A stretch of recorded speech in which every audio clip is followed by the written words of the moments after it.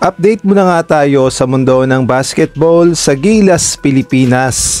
Eto nga, breaking news, hindi lang pala si Benny Boatwright ang magiging naturalized player ng Gilas, Pilipinas. Bagkus tatlo pala silang pinoproseso na sa Senado ang kanilang naturalization. Sino-sino kaya ang mga ito?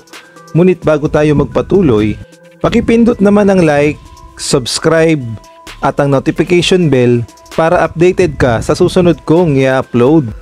At pakipollow na rin ang aking Facebook page na Pinoy Viral Sports Official. Maraming salamat.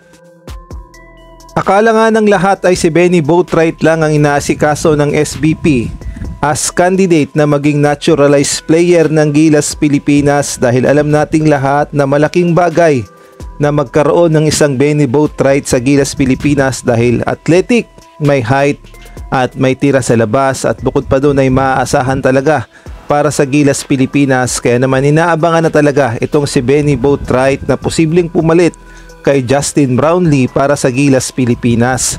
Ngunit may pasabog pa pala ang SBP dahil hindi lang pala itong si Boatwright ang inaasikaso nila, bagkus ay may dalawa pa. Makikita nga natin sa larawan na may kasama pa itong si Benny Boatwright na dalawa pang prospect as naturalized player, at isa ngang matangkad, at sa tingin ko yung isa ay para sa Gilas, Pilipinas Women. Kaya naman ating kilalanin kung sino-sino ba ang mga player na ito. At ang isa nga sa mga magiging candidate para sa naturalization, ito ngang si Elizabeth Means para sa Gilas, Pilipinas Women na may height na 6-footer. At malaking bagay talaga na magkaroon na ng naturalized player ang Gilas, Pilipinas Women upang makisabay tayo sa mga malalakas na kalaban, partikular na sa FIBA Asia Cup at gayon na rin sa international competition. At eto nga si Elizabeth Means ang makakatulong sa Gilas, Pilipinas Women upang lumakas pa ang kanilang puwersa.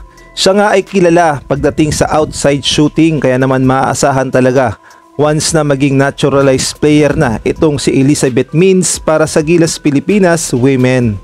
Samantalang good move naman sa SBP nang idinagdag nila sa naturalization itong si Malik Diop, isang 26 years old Senegal player na may height na 6'11 o almost 7-footer, at naglalaro nga ito dati as center sa UP.